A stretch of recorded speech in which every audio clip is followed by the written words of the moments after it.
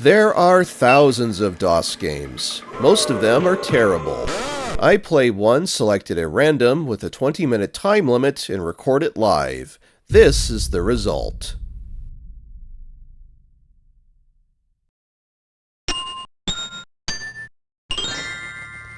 Hello everyone, welcome back to another episode of the Random DOS Game Show. And today we have a game from Flix Productions. It's 1992 by, I think it said Tom Guthrie IV there. And Animated Words is the game we're going to be looking at. And yes, the developer is Tom Guthrie IV, according to this registration prompt at the top, along with presumably his address for sending money for the registration. But I would wager that address is probably no longer up to date. It does say, though, at the bottom, when you register, you will receive 100 additional words and 20 new puzzles. So I guess we're playing the shareware version of this. And match the word. Okay, seems pretty straightforward. That's kind of a clever touch. The mouse icon looks like an actual mouse. And some PC speaker beeps letting us know that we picked the right one. Wink. Oh, and there's a voiceover too. I wonder why it didn't play for the first selection. Drum. Yeah, because it seems to be playing for all subsequent ones. Book. Kind of an odd little bug there, I think. Which is kind of interesting because despite this game coming out in 1992, according to the copyright, according to Exodus, it said that this... That's terrific.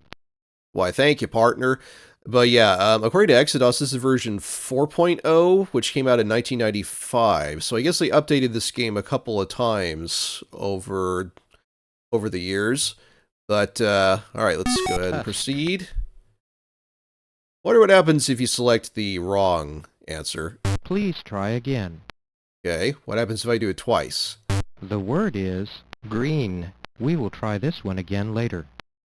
Oh, interesting. So it doesn't penalize you for getting it wrong, and it's worth noting that there's no like high score or timer, or doesn't even seem to be a fail state to this game. But at the same time, it doesn't let you off the hook completely because you will have to try again later. Although they did tell us what the answer was, so as long as you remember that, you should be fine. Not that this is a particularly difficult game in the first place. This is obviously geared towards very young children who are only just starting to grasp the notion of words and matching them to their corresponding objects. Yeah, and here we are. We're back to green. This kind of looks like the Homestar Runner's shirt pattern for those familiar with that series. Green. Cowabunga, dude. Primo job. Yeah, totally radical, dude. That's a product of its time. All right, so yeah, Slide.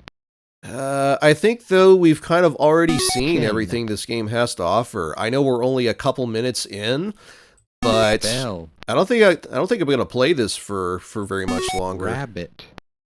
Because there's no sense belaboring the point when we've kind of seen the full gameplay loop. Good job. Yeah, so you just solve each question and you get greeted with a randomized congratulatory voiceover, and the picture, once it's solved, is animated. I'll do one more, see if there's anything else that's worth really talking about, but somehow I doubt it. Club. Net. Okay, yep. Well. And tray. Tray. Outstanding, superb, excellent, terrific, splendid, wonderful, fantastic. Well, goodness, man, you overly flatter me, I feel, with that one. But yeah, a little animation, and I'm actually trying to skip it by hitting all sorts of keys on the keyboard and clicking the mouse, but there appears to be no way to actually skip it, so...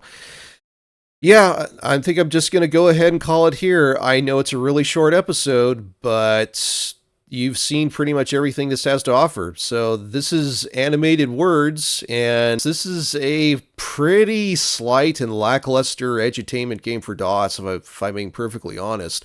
There are plenty of better titles out there for teaching kids words and associating it with objects and such. Just off the top of my head, you could play any of the Reader Rabbit games. You could play Word Muncher. You could play Word Rescue, which Lawnie played not too long ago on this channel, I believe. So if you wanted to check his video out on that, go ahead.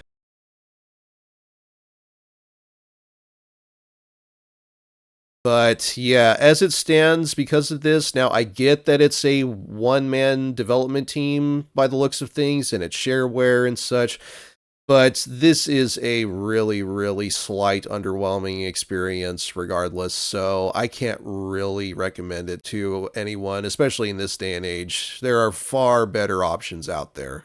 And if you have a penchant for good edutainment DOS games, then the series has already covered a number of them, including some absolute classics like Where in the World is Carmen Sandiego and The Oregon Trail, and we're bound to run across some more good ones as the series progresses. So if that sounds good to you and you want to see more, consider subscribing.